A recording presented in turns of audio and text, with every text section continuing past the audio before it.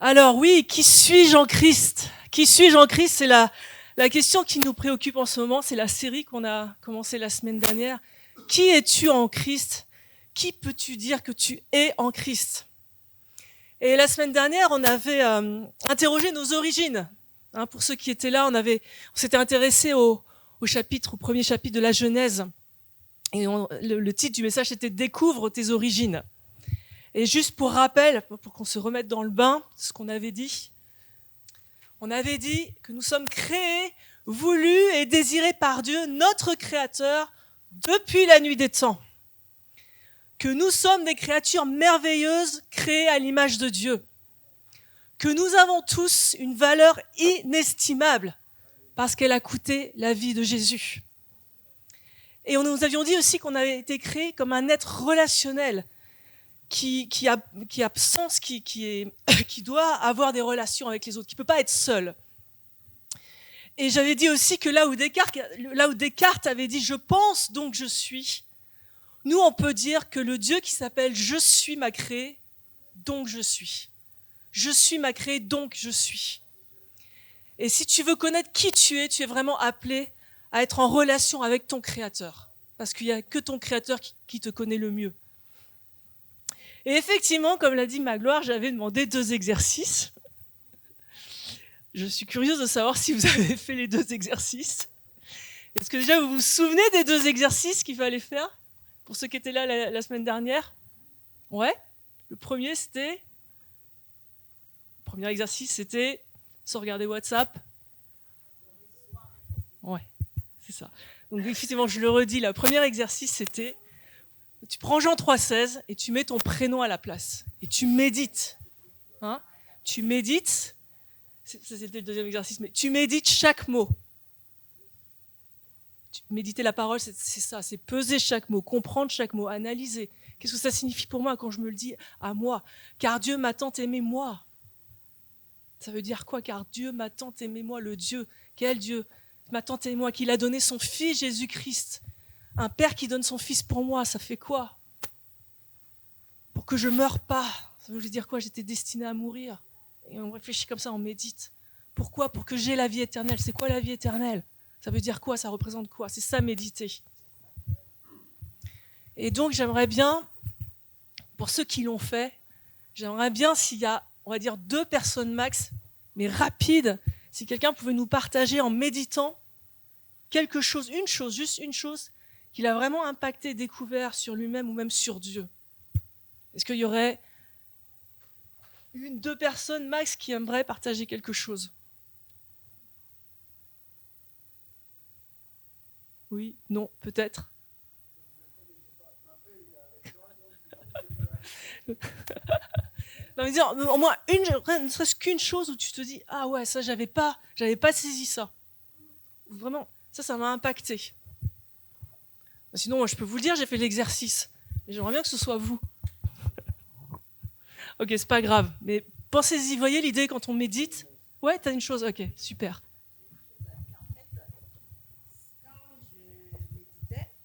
C'est vrai que ce mot-là, souvent je passe dessus. Dieu a tant aimé. C'est le mot tant. Tant.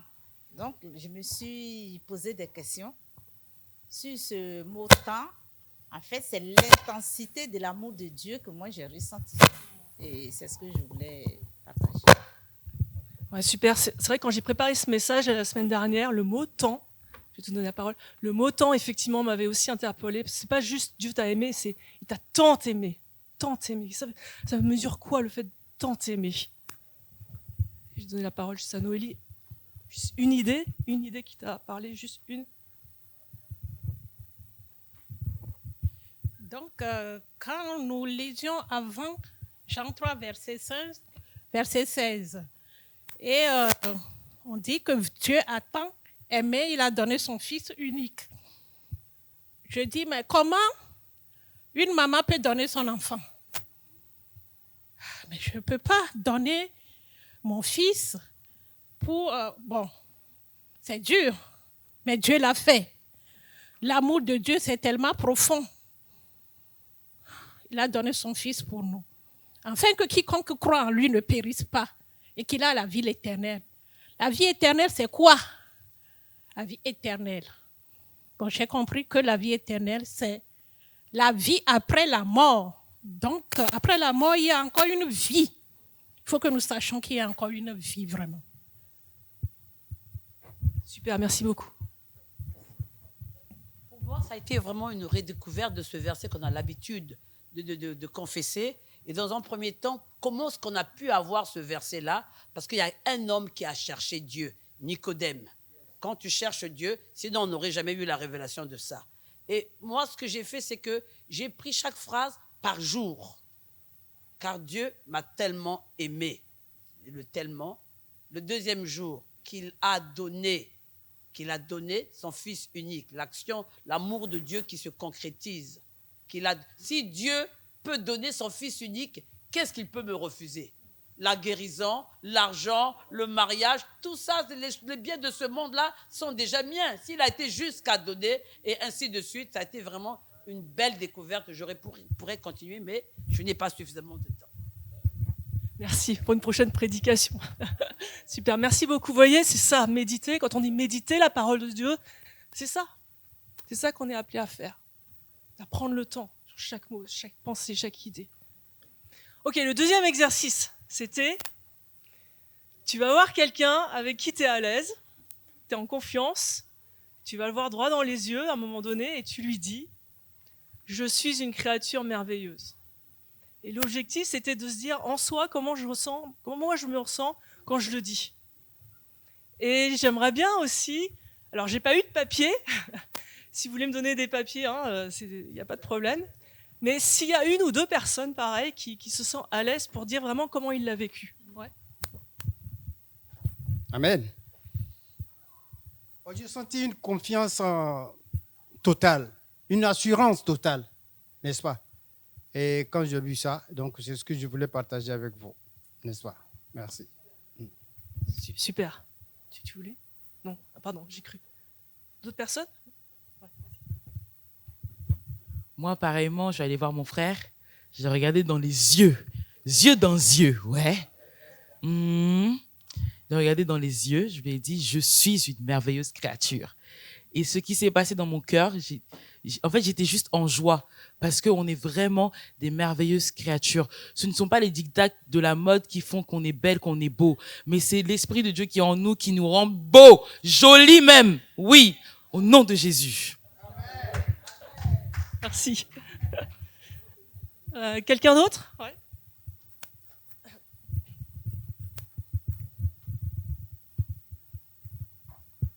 Amen. Moi, je l'ai fait avec une collègue de travail. Bon, je l'aime bien. Elle aussi m'aime bien. Et à un moment donné, on était toutes deux dans la salle parce qu'on est 5. Et puis, je la regarde. Elle me regarde. Et puis, je lui dis, Linda, tu sais que je suis une créature si merveilleuse. Elle a commencé par sourire. Elle dit, oui, je le sais. Elle a commencé par me qualifier, me disant que oui, parce qu'on a eu télétravail pendant au moins 2 mois. Et elle me dit, mais tu sais que tu m'as manqué? Tu sais que les paroles que tu me disais, parce que moi, l'occasion se présente, je prêche en même temps. Donc, tout ce que tu me disais, tu me dis beaucoup de paroles de la Bible. Ça me fait tellement du bien que pendant ces 2 mois, ça m'a beaucoup manqué. Effectivement, tu es une créature si merveilleuse et tu es toujours joyeuse. Je ne sais pas comment toi tu fais, mais partage-le avec moi. Amen. Super, merci pour les témoignages. Moi, je ne l'ai pas dit forcément de façon claire comme ça à quelqu'un, mais je suis en charge de gamins et je leur ai demandé simplement, dites-moi, puisqu'on travaillait sur l'identité, comment est-ce que vous vous voyez? Et j'ai eu des réactions incroyables. Et moi, je leur ai... Après, bon, d'autres qui étaient, bon, moi, je me vois petit, moi, je me vois nul, moi, je me vois confiant. Et après, je vais vous dire maintenant comment moi, je vous vois. Je vois en vous des VIP. C'est qui des VIP? Ah, c'est des gens célèbres, c'est des gens qui ont beaucoup d'argent. Si vous voulez la célébrité, si vous voulez, mais moi, c'est comme ça que je vous vois et j'aimerais que désormais, vous puissiez vous voir ainsi. Et ça a été merveilleux. Ok, merci pour tous ces retours, c'est vraiment super. C'est ça aussi, mettre en pratique la parole de Dieu. Là, c'est un petit exercice, mais vous pouvez le faire pour tout, en fait. Il faut mettre en pratique. Il ne faut pas juste lire, il ne faut pas juste s'arrêter là, il faut en action dans le corps. Je ne vais pas faire un cours sur l'âme, le corps et l'esprit, mais vous voyez, quand c'est ancré en vous, dans votre esprit, bah, même ça, le corps agit en fonction, en fait. Le corps est aligné aussi sur la pensée, sur l'esprit. Donc vraiment, je vous invite vraiment dans vos temps de lecture, méditez comme on l'a vu là, mettez en pratique. Voyez posez-vous des questions, comment je peux le mettre vraiment en pratique. Je voulais juste dire aussi, parce que en fait cet exercice-là, je vous l'ai proposé parce qu'il y a une fois, je l'avais dit la semaine dernière, mais je leur dis pour ceux qui n'étaient pas là, en fait, il y avait une amie chrétienne qui me dit, est-ce que tu peux me dire que tu es une créature merveilleuse? Et j'ai pas réussi à le dire. Donc je suis super contente de voir qu'il y a des gens qui ont réussi à le dire, mais si tu es dans ce cas-là où tu n'as pas réussi à le dire, c'est pas grave, c'est possible, mais moi j'ai pas réussi à le dire parce que j'étais gênée et je me voyais pas comme ça. Et en fait, de réaliser que j'arrivais pas à le dire, tu te dis, bah non mais il y a un truc, il faut que ça change, c'est pas possible, la vérité c'est je suis une créature merveilleuse.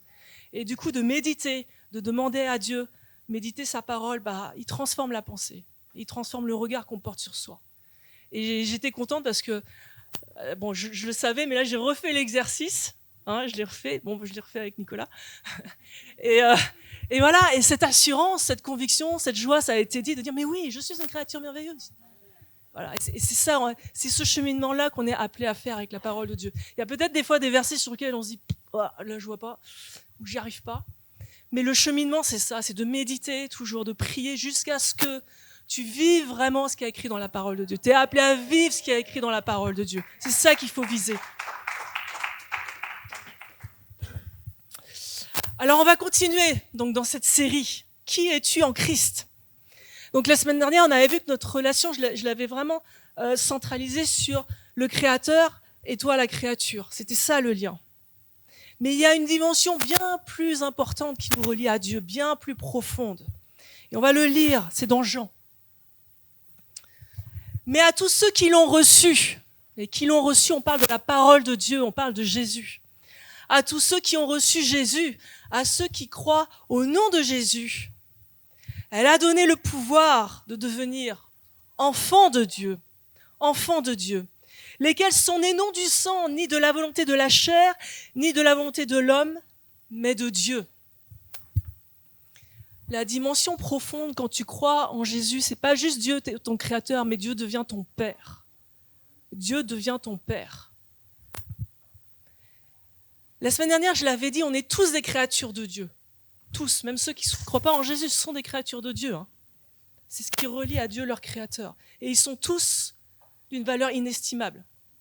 Même ceux qui ne croient pas en Dieu, ils sont tous d'une valeur inestimable.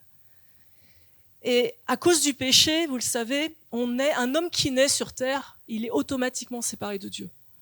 Il est marqué par le péché. C'est même le roi David, il nous le dit de manière très juste, très marquante.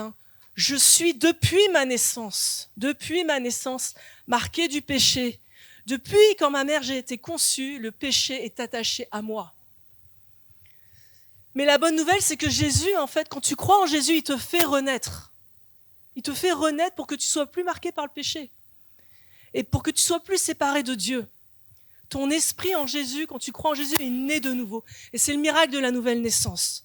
Et qui dit nouvelle naissance, dit nouvelle filiation. Qui dit nouvelle naissance, dit nouvelle filiation, dit nouvel état civil.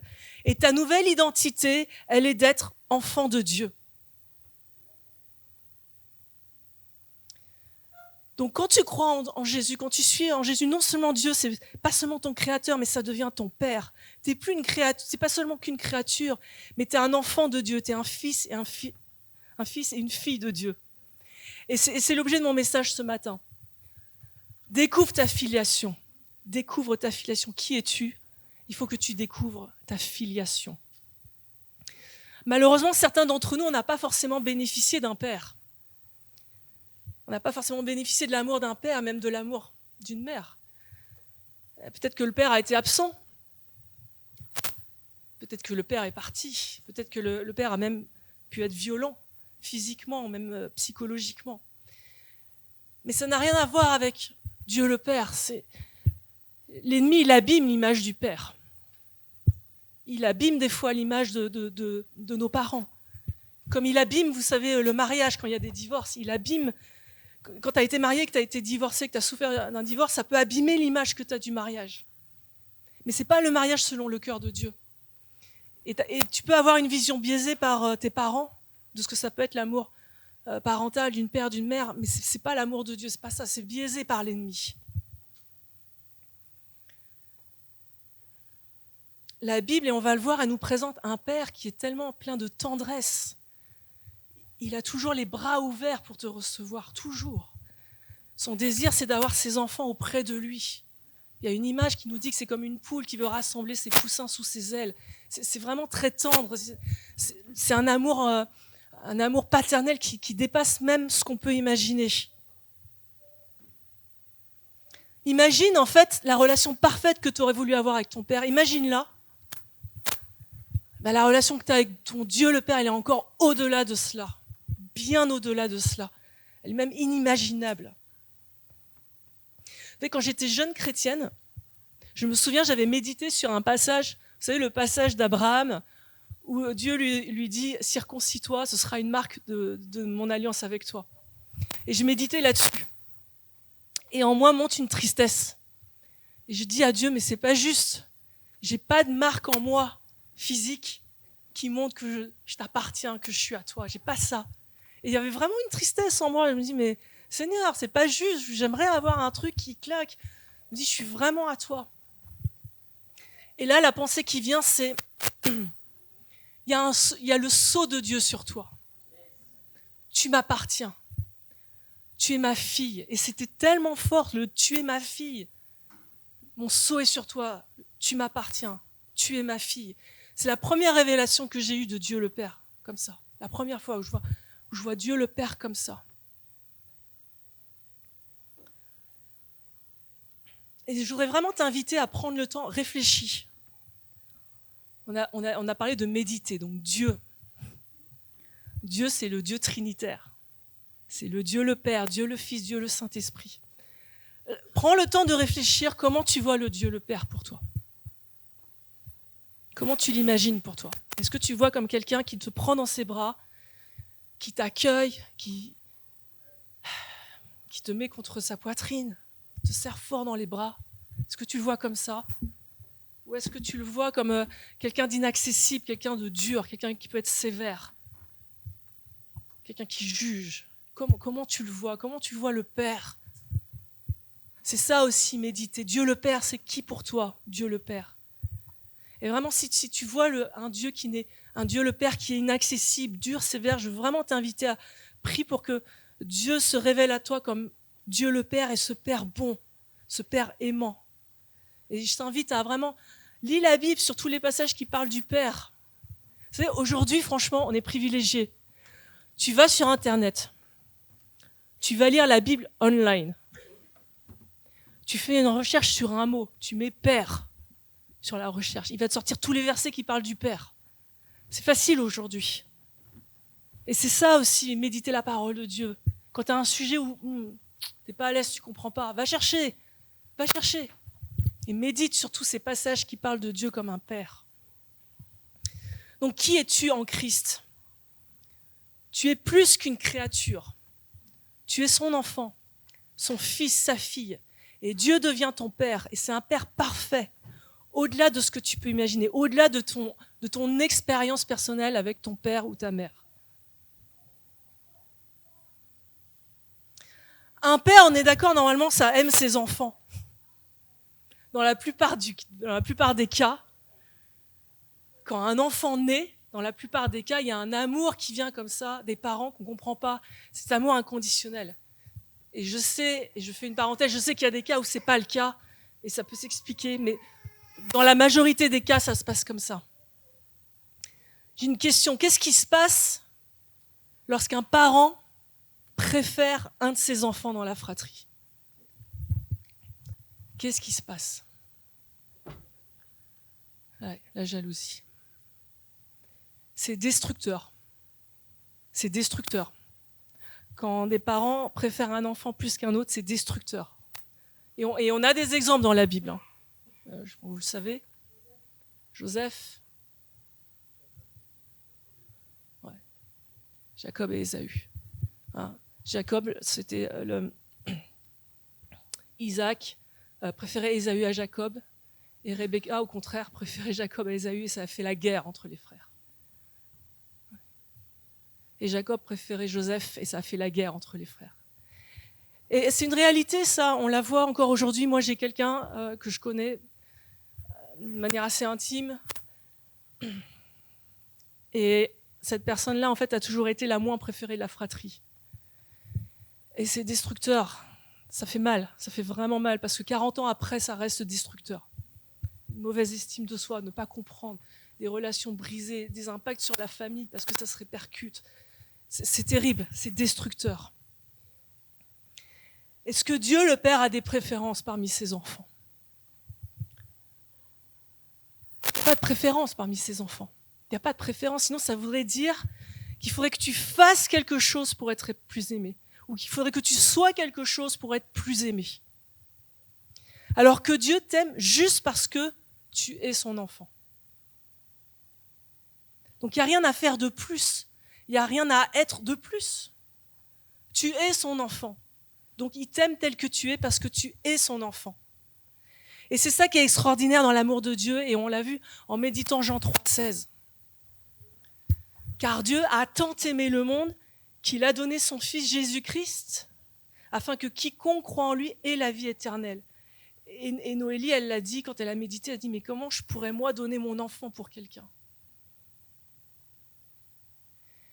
Si Dieu est capable de donner son enfant pour quelqu'un d'autre, c'est parce qu'on est appelés tous à être ses enfants. Et qu'en fait, il nous aime autant que Jésus. Dieu le Père t'aime autant que Jésus, Dieu le Fils. Parce que quand tu crois en Jésus, Jésus vit en toi. Tu fais un avec Jésus, et on va lire les textes. Tu fais un avec Jésus. Le Père, quand il te voit, il voit Jésus en toi. Et Dieu le Père aime Jésus d'un amour incroyable. Donc quand il donne son Fils, c'est cette valeur de son enfant, son Fils unique, c'est pour tous ces autres enfants qu'il aime autant. Donc tu es un enfant bien-aimé de Dieu, mais encore au-delà, tu es aimé autant que Dieu aime Jésus. Franchement, mais même pour moi, là, je vous le dis, je vous le dis parce que c'est la vérité de la parole de Dieu, mais c'est pas, c'est waouh, non, je sais pas, c'est pas évident de se dire que Dieu m'aime autant qu'il aime Jésus, en fait. Et regardez ce que dit Jésus dans sa prière au Père avant de mourir. Il s'adresse au Père, c'est Jésus qui parle. Je leur ai donné la gloire que tu m'as donnée afin qu'ils soient un comme nous sommes un. Moi en eux et toi en moi, afin qu'ils soient parfaitement un et que le monde connaisse que tu m'as envoyé et que tu les as aimés comme tu m'as aimé. Et que tu les as aimés comme tu m'as aimé. C'est Jésus qui parle. Dieu le Père t'aime comme il aime Jésus. Je leur ai fait connaître ton nom et je le leur ferai connaître afin que l'amour dont tu m'as aimé soit en eux et que je sois en eux. Afin que l'amour dont tu m'as aimé soit en eux. Donc l'amour du Père pour le Fils, qui est inimaginable parce que c'est un Dieu trinitaire, c'est une relation filiale incroyable, c'est un amour qui dépasse tout ce qu'on peut penser. Cet amour-là, c'est le même pour toi. C'est le même pour toi. Et quand on décide de suivre Jésus, Jésus vit en nous. Vous connaissez ce verset, hein, ce n'est plus moi qui vis, c'est Christ qui vit en moi. Jésus vit en moi. Et si Jésus vit en moi, il me fait rentrer dans la relation avec le Père. Une relation d'une unité indescriptible, qu'on ne peut pas comprendre. Et il te fait rentrer dans cet amour-là, que tu ne peux pas comprendre. Tu peux goûter, mais que tu ne peux pas complètement comprendre. Donc, qui es-tu en Christ? Tu es un enfant aimé, mais pas aimé juste aimé. C'est tant aimé d'un amour sans limite par Dieu le Père. Et que Dieu t'aime autant qu'il aime Jésus, Dieu le Fils. C'est cet amour-là. Vous savez, il y a l'autre verset qui nous dit l'amour de Dieu, pour nous, c'est Paul qui dit les profondeurs, la largeur, la longueur, on ne peut pas le sonder. Tellement c'est illimité. c'est cet amour-là pour toi. Et je ne sais pas vous, mais je pense que nous avons tous à découvrir et à grandir dans cet amour que Dieu nous aime. Je pense qu'on n'imagine pas, on ne réalise pas cet amour-là de Dieu pour nous. Donc une fois qu'on a dit ça, c'est très bien. Mais concrètement, comment on fait ? Parce que l'enjeu, là, c'est de vivre pleinement cette identité de fils et de fille. Pleinement cette identité d'enfant de Dieu. C'est un chemin de maturité. C'est un chemin de sanctification. On est d'accord, on n'est pas des fils et des filles parfaits. On est d'accord qu'aujourd'hui, on ne ressemble pas parfaitement à Jésus. C'est une réalité, on ne va pas le nier. Mais quand tu nais de nouveau, il y a le Saint-Esprit en toi qui te donne tout ce qu'il faut pour que tu arrives à ressembler à Jésus. Tu as tout en toi. Donc, ce qu'il faut, c'est méditer cette parole, mettre en pratique la parole, pour que jour après jour, tu ressembles à Jésus, pour que jour après jour, tu sois de plus en plus pleinement fils et pleinement fille de Dieu. Et pour illustrer ça, je voudrais prendre un passage très connu, et pour qu'on comprenne vraiment cette identité de fils et de fille que Dieu nous donne à la nouvelle naissance et dans lequel nous avons à grandir et à marcher en maturité. Et c'est le passage de la parabole des deux fils, plus connu sous le nom de la parole du fils prodigue. Mais en fait, c'est vraiment une parabole des deux fils. On l'appelle comme ça, mais c'est vraiment des deux fils. Donc on va lire le passage, on va le lire pas à pas. Et vraiment, l'objectif, c'est de comprendre notre identité de fils. Donc c'est dans Luc 15. Puis il poursuivit, donc c'est Jésus qui parle. Un homme avait deux fils. Pour ça, je me permets de dire que c'est la parabole des deux fils. Un homme avait deux fils. Le plus jeune lui dit « Mon père, donne-moi ma part d'héritage, celle qui doit me revenir un jour. » Et le père fit le partage de ses biens entre ses fils. Quelques jours plus tard, le cadet vendit tout ce qu'il avait reçu et s'en alla dans un pays lointain. Là, il gaspilla sa fortune en menant grande vie. Quand il eut tout dépensé, une grande famine survint dans ce pays-là et il commença à manquer du nécessaire. Alors, il alla se faire embaucher par l'un des propriétaires de la contrée. Celui-ci l'envoya dans les champs, garder les porcs. Le jeune homme aurait bien voulu apaiser sa faim avec les caroubes que mangeaient les bêtes, mais personne ne lui en donnait. Alors, il se mit à réfléchir sur lui-même et se dit « Tous les ouvriers de mon père peuvent manger autant qu'ils veulent, alors que moi, je suis ici à mourir de faim. Je vais me mettre en route, j'irai trouver mon père et je lui dirai « Mon père, j'ai péché contre Dieu et contre toi. Je ne mérite plus d'être considéré comme ton fils. Accepte-moi comme l'un de tes ouvriers. » Il se mit donc en route pour se rendre chez son père. Et je m'arrête là dans l'histoire pour un premier temps, pour qu'on s'intéresse vraiment à ce fils cadet. Le fils cadet, donc, c'est le plus jeune, il demande un héritage, il demande l'héritage de son père. Et vous savez, normalement, l'héritage, il a lieu à la mort des parents. Donc ça veut dire que symboliquement, il déclare que son père est mort. Symboliquement. Son père n'existe plus pour lui. C'est comme s'il n'existait plus. Il n'existe plus. Donne-moi ce qui me revient, donne-moi ma part d'héritage. Et il prend son indépendance, et il part loin du père pour mener sa propre vie. Le texte nous dit qu'il s'en va dans un pays lointain, donc c'est les pays païens. Le pays lointain, c'est le pays païen. Loin de toute la loi de Moïse. Et donc il vit une vie de plaisir, il dépense tout, et à un moment donné il se retrouve sans rien, et la famine vient et il est au pied du mur. Il faut qu'il trouve de l'argent, et il va se faire embaucher par un propriétaire d'un troupeau de porcs. Et vous savez, le porc, c'est l'animal impur par excellence dans l'Ancien Testament. Donc ce métier-là, c'est le métier pour un juif qui déjà n'est pas autorisé, mais le plus méprisable, d'être gardien d'un troupeau de porcs. Et le fils cadet, il est encore moins bien traité que les porcs. Parce que là, les porcs, ils peuvent manger. Et là, il dit, mais moi, je ne peux même pas manger.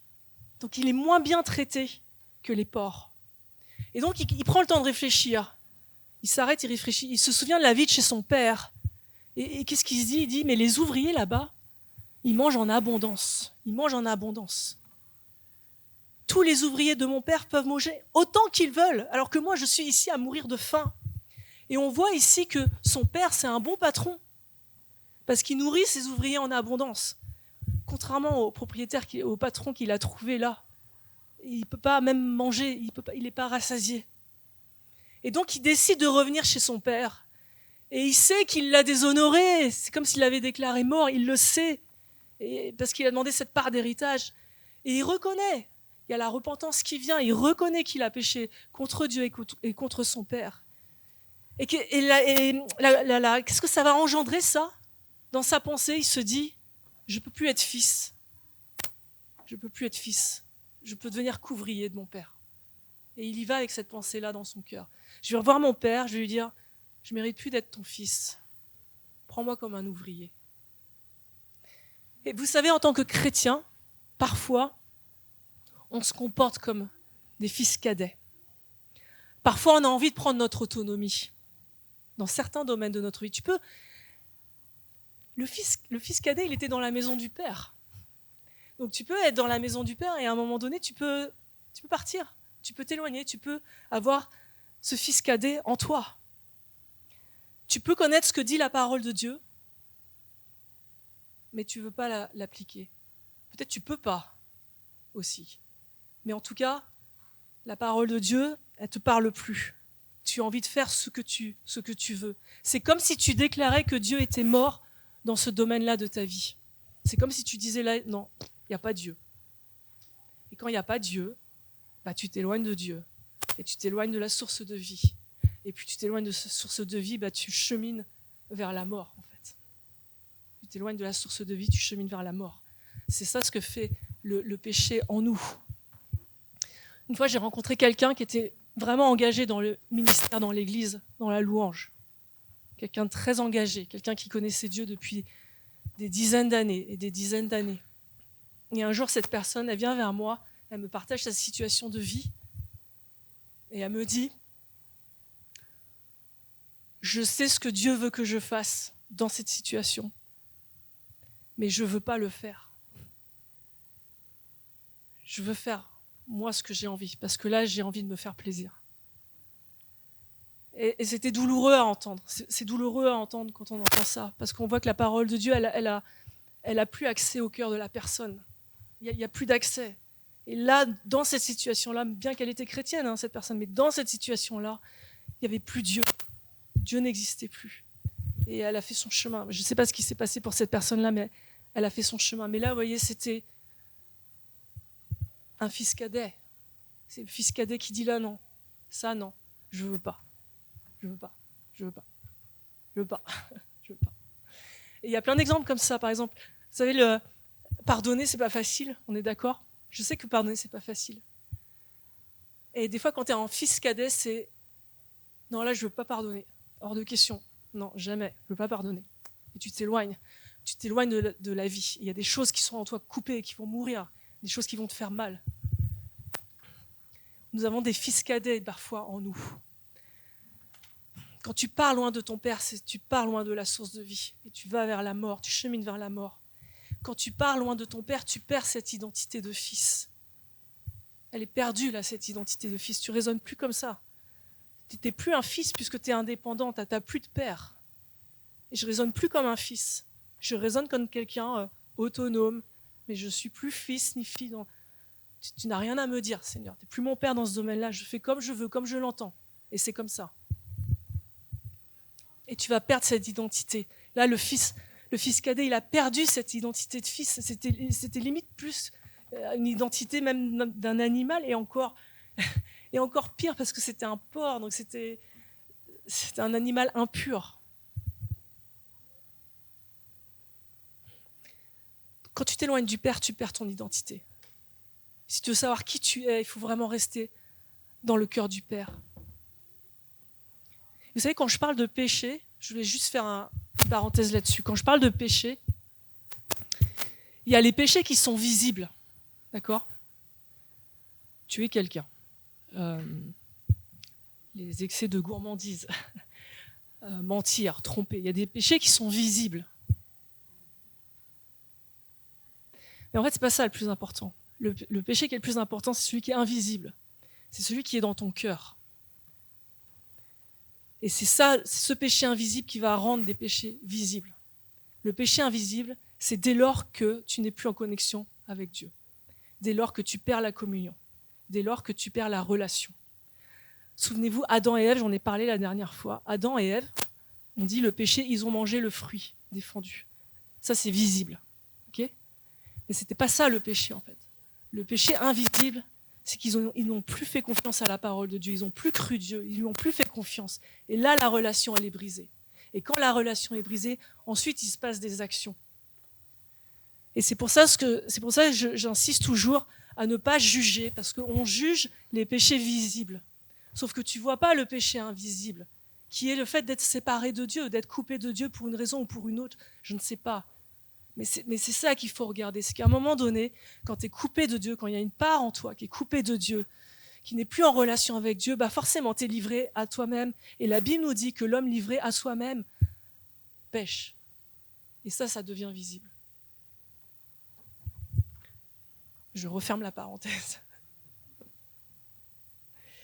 Vous savez, à un moment donné, dans ma jeune vie chrétienne, et j'étais chrétienne, j'étais baptisée, etc. À un moment donné, j'ai fait des choix comme le fils cadet.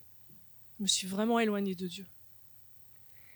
Jusqu'à un point où, quand je me regardais dans le miroir, je me disais, mais c'est pas moi ça, je ne peux pas être en train de faire ça, c'est pas moi. C'est pas moi, je comprends pas en fait. Je comprends pas pourquoi j'en arrive là, j'arrivais plus à me reconnaître. Mais gloire à Dieu, quand on revient à Dieu, on se revoit on dit, je suis une créature merveilleuse. Je me reconnais. Parce que Dieu lave et Dieu redonne. Dieu redonne l'identité. Et ça, c'est la bonne nouvelle. Donc, si tu regardes en toi et que tu vois qu'il y a en toi un fils cadet, ne crains pas. Tu es enfant de Dieu. Tu as tout ce qu'il faut en toi pour revenir. Et Jésus, en fait, ce que veut faire Jésus, il veut aller chercher le fils cadet pour le ramener auprès du Père. Et il n'y a que Jésus qui fait ça, parce que Jésus nous dit qu'il est le chemin, la vérité et la vie, et que nul ne vient au Père que par moi. Donc quand il y a quelque chose en toi, dans ta vie, qui est séparé de Dieu, que tu ne comprends pas, tu dis « c'est pas possible, je ne comprends pas ». Et Jésus veut récupérer ça pour le ramener auprès du Père.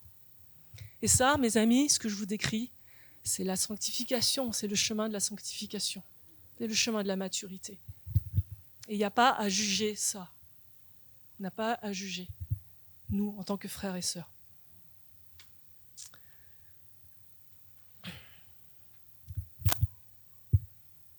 On va lire la suite du passage. Et on va regarder maintenant la réaction du Père. Comme il se trouvait encore à une bonne distance de la maison, son père l'aperçut et fut pris d'une profonde pitié pour lui. Il courut à la rencontre de son fils et se jeta à son cou et l'embrassa longuement. Et le fils lui dit « Mon père, j'ai péché contre Dieu et contre toi. Je ne mérite plus d'être considéré comme ton fils. » Mais le père dit à ses serviteurs « Allez vite, cherchez un habit, le meilleur que vous trouverez, et mettez-le lui, passez-lui une bague au doigt et chaussez-le de sandales. Amenez le veau que nous avons engraissé et tuez-le. Nous allons faire un grand festin et nous réjouir. Car voici, mon fils était mort et il est revenu à la vie. Il était perdu et je l'ai retrouvé. » Et ils commencèrent à festoyer dans la joie. Dès lors que le fils cadet fait demi-tour, pour revenir au père, le père, il n'attend pas d'écouter ce qu'il a à lui dire. Il court. Tu reviens, je cours vers toi. Je n'ai pas besoin d'entendre, je cours vers toi parce que je t'aime. Je cours vers toi, je veux t'embrasser, je veux te saisir dans mes bras, contre ma poitrine, je veux te retrouver. Tu es mien, tu es mon enfant. Parce que pour le père, le fils cadet, c'est toujours son fils. Parce qu'il a fait le choix de revenir. Vous savez, le père, donc, il nous est dit, je pense que vous le savez, mais je le redis, donc il court vers le fils, et pour courir, Il fallait relever sa robe, et relever sa robe, ça voulait dire découvrir les jambes, et ça se faisait pas. Ça se faisait pas, c'était humiliant. Mais le Père s'en soucie de tout cela, il agit par amour, motivé par l'amour. Le cœur du Père bat pour toi quand tu reviens à lui. Il bat pour toi. Et on voit ici tout cet amour, cette tendresse, cet empressement. C'est un amour qui déborde. Et remarquez, il n'y a pas de reproche, il n'y a pas de critique, il n'y a pas de jugement. Il y a juste l'amour du Père qui accueille, qui tend ses bras. On ne sait pas pourquoi le fils cadet il est parti. On ne sait pas. On sait juste qu'il a déclaré, symboliquement ça a été déclaré, c'est comme si tu étais mort. C'est comme si tu n'existais plus. Et donc le Père, qu'est-ce qu'il veut faire? Quand il dit « allez vite », donc il court, il voit son fils, il court, il le prend dans ses bras, il l'embrasse longuement, etc. Il court. Et il dit « allez vite ». La maison est là-bas. « Allez vite ». Chercher un habit, le plus beau. Allez vite chercher un habit, les sandales, la bague. Il lui redonne tout de suite son identité de fils. Tout de suite. C'est la puissance de Jésus qui fait dans nos vies. Tout de suite, il est rétabli comme fils. Le manteau, c'est le symbole de la grâce, de la justice. Il est pardonné. La bague, c'est le symbole de l'autorité du Père qui est déléguée. On en parlera dimanche prochain, l'autorité en tant que fils. Il reçoit cette autorité. La filiation, elle est rétablie. Les sandales, c'était le symbole de la liberté parce que c'était les esclaves qui étaient pieds nus, ils n'étaient pas libres. Donc c'est tout de suite rétabli dans son identité. Pour qu'il puisse revenir dans la maison sans honte, sans gêne, sans humiliation, il est déjà fils. Parce que c'est son identité. Son identité, c'est d'être fils. Et un vrai fils, pas un fils cadet, mais un fils de Dieu qui va se réjouir dans la maison du Père, qui revient à la vie. C'est ce que nous dit le texte, tu étais mort, tu es revenu à la vie. Parce que tu reviens auprès du Père, près de la source de vie. Tu retrouves ton identité de fils, de fille, qui est appelé à quoi? T'es appelé à quoi? T'es appelé à quoi dans la maison du Père? T'es appelé à te réjouir. Il y a la musique, les danses, tu te réjouis. Il y a un repas, tu manges bien, tu festoies. Il y a des rires, il y a de la joie, c'est le repos, c'est la sécurité ultime. En fait, t'es appelé à ça. À enjoy the presence of your God. Juste profiter de la présence de Dieu. Et être près de Dieu. L'objectif, c'est pas de faire. L'objectif, c'est d'être. Bon, je vais y revenir dans un moment, j'anticipe. Mais c'est être. Une fois, je devais participer à une convention chrétienne. On partait avec plusieurs amis.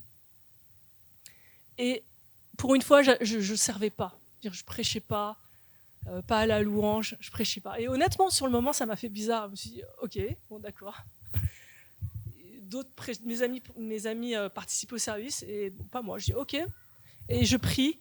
Et la pensée qui vient, c'est admire mes œuvres. Émerveille-toi de ce que je vais faire. Je dis, ok. Donc j'y vais dans cette pensée-là. Et puis je prie aussi comme ça. Je dis, Seigneur, mets-moi au bon endroit, au bon moment, si tu veux te servir de moi. Et donc, je participe à la convention et je me réjouis. Je vois Dieu qui agit, je vois Dieu qui transforme des vies, je vois Dieu qui guérit, je vois Dieu qui libère. Waouh, Seigneur, c'est tellement beau. Et je fais rien, mais c'est ok avec ça. Je me réjouis. Et Dieu après a permis, soit que j'ai des temps seuls où vraiment je passe du temps avec Dieu, soit je rencontre des gens, je discute et ça amène des temps de prière et je peux être utile. Mais voyez. Je vous dis ça parce que des fois, on a tellement, et on va en parler, on a tellement envie de faire. Mais il faut d'abord être. Soit avec Dieu, soit d'abord avec Dieu. Les choses vont se faire, mais soit avec Dieu, soit près de Dieu, soit avec lui. On va lire ce qui se passe pour le fils aîné. Pendant ce temps, le fils aîné travaillait au champ, sur le champ du retour. Quand il arriva près de la maison, il entendit de la musique et des danses. Il appela un des serviteurs et lui demanda ce qui se passait. Et le garçon lui répondit, « C'est ton frère qui est de retour.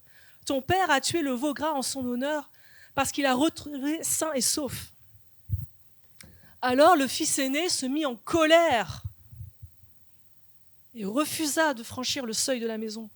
Son père sortit et l'invita à entrer, mais il lui répondit, « Cela fait tant et tant d'années que je suis à ton service.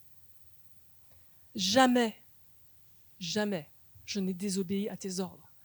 Et pas une seule fois tu m'as donné un chevreau pour festoyer avec mes amis.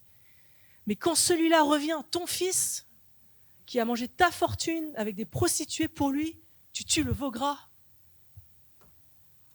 « Mon enfant, lui dit le père, tu es constamment avec moi et tous mes biens sont à toi.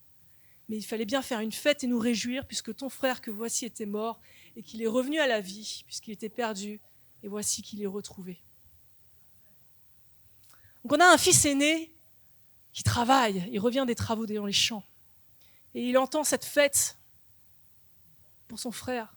Et c'est quoi ses émotions? La colère, il est en colère. Il est en colère. Et il ne veut pas rentrer dans la maison. Il ne veut pas être auprès du Père. Vous voyez, cette colère-là, elle l'éloigne du Père, encore une fois. On avait un fils cadet qui s'éloignait ailleurs. Là, on a un fils aîné qui est dans la maison, mais il s'éloigne du Père, parce qu'il est dans la colère. Et quand tu es dans la colère, tu n'es pas en Dieu. Ça, je vous invite à écouter vos émotions. Quand il y a de la colère. Pourquoi il y a de la colère? Qu'est-ce qui fait qu'il y a de la colère? Alors évidemment, on est d'accord, des fois on se met en colère et c'est juste passager, on demande pardon, ça passe, mais des fois il y a des colères qui sont rentrées, qui te consument de l'intérieur. C'est ça que Dieu va aller rejoindre. C'est ça que Jésus va aller rejoindre pour te ramener au Père. Que tu ne restes pas dans cette colère-là qui te coupe de Dieu, qui te coupe de la vie et qui te met dans cet endroit-là, dans quelque chose qui est mort. Parce que tu n'es pas fils, on va le voir. Quand tu es comme ça, là, quand tu es dans une colère comme ça, qui est rentrée, qui te consume, tu n'as pas une identité de fils.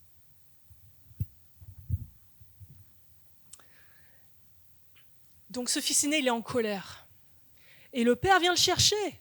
Le père vient toujours chercher ses enfants pour qu'ils soient toujours dans la maison, auprès de lui. Parce qu'il l'aime et il l'appelle mon enfant. C'est son fils, mon enfant. Et il refuse. Et pourquoi il refuse? Parce qu'il a perdu l'identité de fils. Il a maintenant une identité d'ouvrier. Une identité d'ouvrier. De quelqu'un qui doit travailler pour mériter quelque chose. De quelqu'un qui doit travailler pour mériter un salaire. D'un fils qui doit travailler pour mériter son père. Il est en train de lui dire, j'ai travaillé tant d'années, j'ai jamais désobéi, donc je mérite ton amour et donc je mérite que tu fasses une fête en honneur de moi.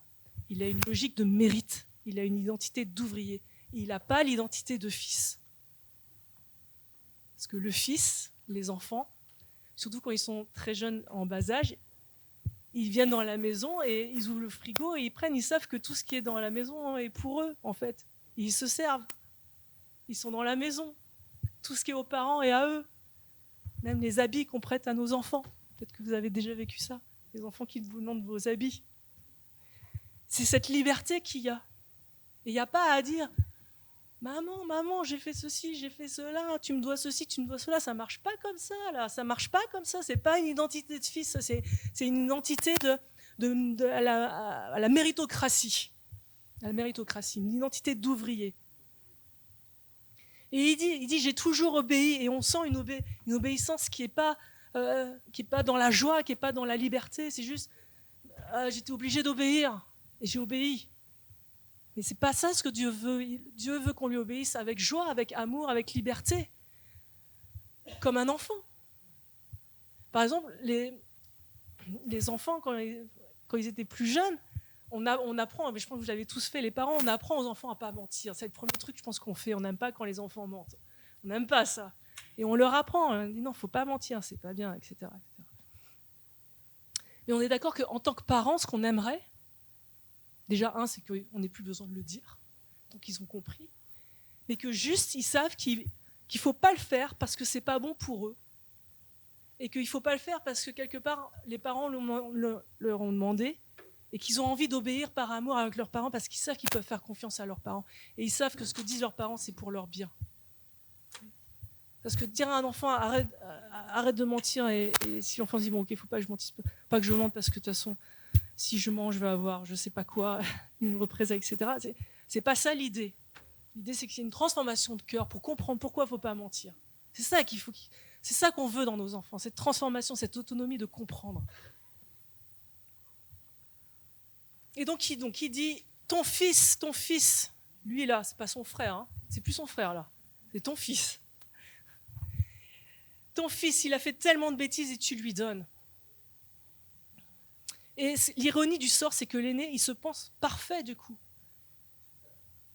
Il se pense parfait, je suis parfait, j'ai obéi, j'ai tant travaillé, je suis parfait, tu me dois quelque chose. Mais il n'est pas parfait, il s'aveugle lui-même, il n'est pas parfait. Pourquoi ? Il est jaloux de son frère. Il critique son frère. Il critique son père. Il lui dit, tu es en train de mal juger, tu ne fais pas bien. Il n'est pas soumis à son père, il n'écoute pas.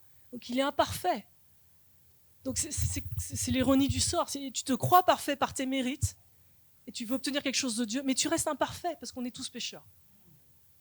Tu auras beau faire quelque chose, tu resteras toujours imparfait jusqu'à ce que... Mais on peut être de moins en moins imparfait.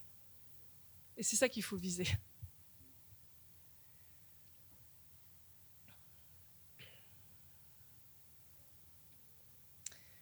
On fait des œuvres, souvent, comme le fils aîné, pour prouver qu'on vaut quelque chose, que nous sommes de bons chrétiens. Et je le redis, il ne s'agit pas de faire, il s'agit d'être. Parce que les œuvres, elles vont découler de ce que tu es, de ton identité de fils de Dieu. Mais les œuvres, elles ne vont pas te définir. Elles ne vont pas faire de toi un fils ou une fille de Dieu. Ça ne marche pas comme ça. C'est d'abord découvre ton identité en Christ, sois auprès du Père, et ensuite tu agis en fonction d'eux, et ça découle. Et c'est facile, j'ai envie de dire, parce que ça coule de source. Et ce n'est pas toi qui te débats pour faire quelque chose. C'est pas toi qui te débats pour faire quelque chose. Et juste, un dernier passage. Vous savez, c'est Jésus qui parle aux pharisiens, et quand Jésus parle aux pharisiens, c'est puissant. Et donc les pharisiens, ils disent à Jésus, notre père, c'est Abraham. Et Jésus, bam, qu'est-ce qu'il dit ? Si vous étiez enfant d'Abraham, vous feriez les œuvres d'Abraham. Si tu es un enfant de Dieu, tu fais les œuvres de Dieu. Mais maintenant, vous cherchez à me faire mourir, moi qui vous ai dit la vérité que j'ai entendue de Dieu, cela, Abraham ne l'a point fait. Vous faites les œuvres de votre père. Ils lui dirent, mais nous ne sommes pas des enfants illégitimes, nous avons un seul Père, Dieu. Et Jésus dit, si Dieu était votre Père, vous m'aimeriez. Vous avez pour Père le diable et vous voulez accomplir les désirs de votre Père. De ton identité découlent les œuvres. Cherche d'abord à être avec le Père, fils et fille de Dieu, qui ne cherche pas le mérite, qui ne cherche pas à faire des choses pour être, qui ne cherche pas à être autre chose à ce qu'il est appelé à être et à être livré à lui-même dans le péché, mais juste être centré sur Jésus, centré dans le Père, être vraiment cette mentalité de fille et fils de Dieu, et les œuvres se feront, ça découlera. Malheureusement, on voit souvent des pasteurs qui se perdent dans leur service. Ils se perdent dans leur service. J'insiste sur les mots. Ils se perdent dans leur ministère, ils se perdent pour l'Église même, jusqu'à ne plus avoir de temps personnel pour Dieu, ni de temps pour la famille. J'ai entendu un témoignage comme ça d'un pasteur. Il faisait tellement, plus aucun temps personnel avec Dieu. Il s'est perdu. Il s'est perdu dans le faire. Il a perdu son être, son identité de fille et de fils de Dieu. Vous savez, c'est comme l'histoire de Marthe et Marie. Marthe, elle s'est affairée dans le service. Elle n'a pas profité d'être avec Jésus, d'être avec les disciples pour écouter Jésus, pour être dans la présence. Elle a voulu faire, alors qu'il fallait être avec Jésus. Qui es-tu en Christ ? Qui es-tu en Christ ? Si je récapitule ce qu'on a dit, tu es plus qu'une créature de Dieu, tu es son enfant, sa fille, son fils, pour lequel il a un amour inconditionnel, débordant, illimité. Et il devient ton Père, Dieu devient ton Père, un Père parfait. Et cet amour illimité, c'est l'amour que Dieu le Père a pour Dieu le Fils Jésus. Et Dieu t'aime comme ça. Il t'aime comme ça, à cette hauteur-là. Et je voudrais vous inviter à fermer les yeux, s'il vous plaît.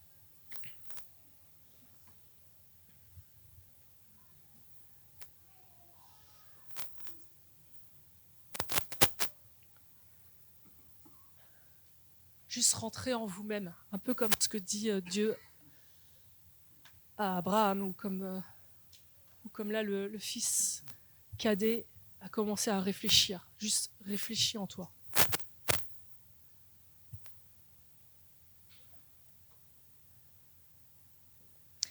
Il y a peut-être en toi un fils cadet qui est séparé du Père et qui veut faire sa propre volonté. Peut-être qu'il pêche même, ça peut être consciemment, inconsciemment, peut-être qu'il veut même pas, peut-être qu'il peut pas.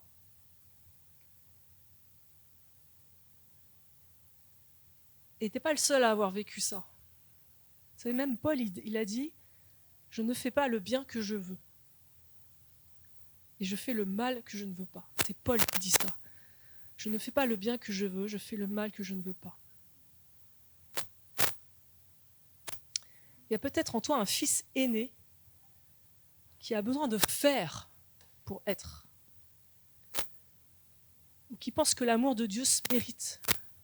Qui peut se mettre en colère contre Dieu, qui peut se sentir lésé, de se dire mais pourquoi lui, pourquoi elle, pourquoi pas moi?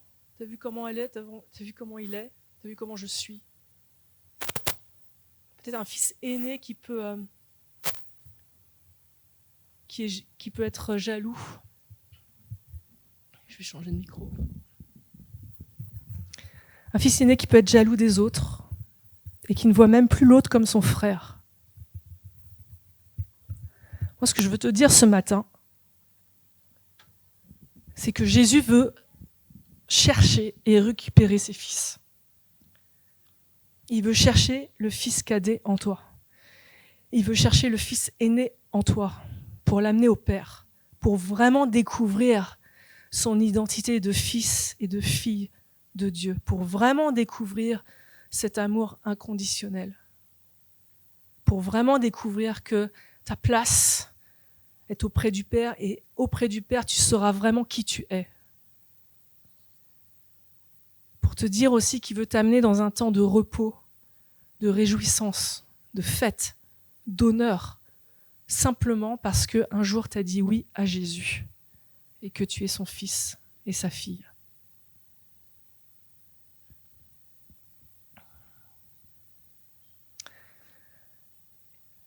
Et je voudrais t'inviter, si tu vois en toi ça, si tu vois un fils aîné ou un fils cadet, je veux t'inviter à revenir vers Dieu sur ce sujet-là, sur ce domaine-là. Et c'est Jésus qui vient te chercher. C'est pas moi qui viens te chercher, c'est Jésus qui vient te chercher.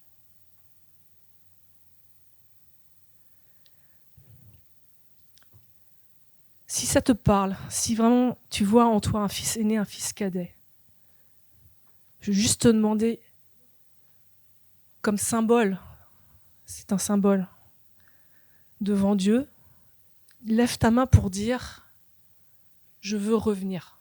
Sur ce domaine-là, je veux revenir. Je veux revenir à toi. Je veux me retrouver au Père. Je veux retrouver mon identité de fille et de fils. »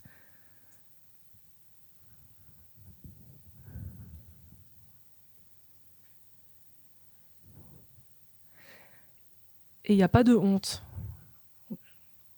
Honnêtement, je pense qu'on a tous des fils cadets et des fils aînés en nous.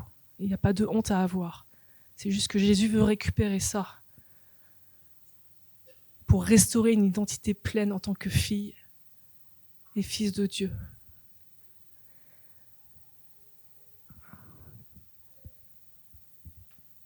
Alors, je vais juste prier pour les mains qui se sont levées.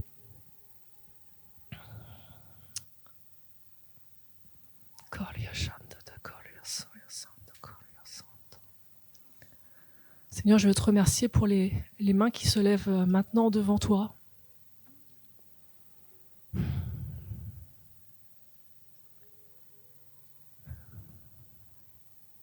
Merci Saint-Esprit parce que c'est toi qui parles au cœur. C'est toi qui convainc. C'est toi qui montres. Et quand tu montres, c'est pas pour juger, c'est pas pour enfoncer. C'est pas pour condamner. Mais c'est pour restaurer. C'est pour guérir. C'est pour libérer. Et je te prie vraiment, Seigneur, pour mes frères et sœurs qui ont levé la main ce matin. Tu connais les situations où il y a ces fils aînés, ces fils cadets. Et Jésus, je te demande vraiment d'aller les chercher comme tu vas chercher la brebis perdue. Va les chercher dans ces endroits-là, dans cet endroit-là précis. Guéris-les, libère-les, rassure-les, manifeste-toi par ton amour inconditionnel pour eux. Entoure-les de ton amour. Montre-leur que tu restes ce Père aimant qui les aime de manière inconditionnelle, mais qui veut simplement les aider à faire le chemin du retour dans ces situations-là, pour revenir au Père. Je te prie, Saint-Esprit, de venir transformer la pensée. Tu nous dis que tu transformes notre pensée à ta pensée, que tu renouvelles notre intelligence. Renouvelle leur intelligence, Seigneur. Viens les toucher précisément là, sur ce sujet-là, que ta parole ait une percée dans leur cœur, la parole qui transforme, la parole qui sanctifie, la parole qui purifie. S'il te plaît, Saint-Esprit, viens les toucher puissamment. Et merci parce que leur destinée est d'être pleinement enfants de Dieu et pleinement auprès du Père.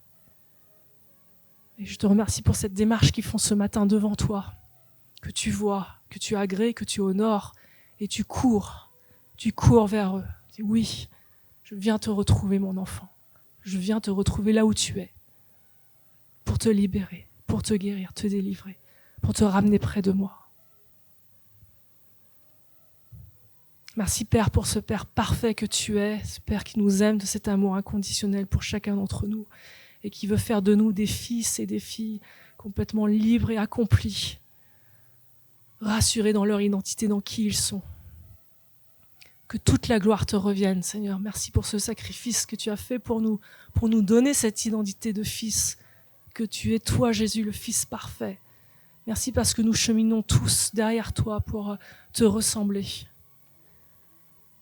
Que ton nom soit élevé au milieu de nous. Merci pour ce que tu vas faire, les transformations à venir, la liberté à venir, la joie, le repos, la réjouissance. Que toute la gloire te soit donnée, Seigneur Jésus. Amen.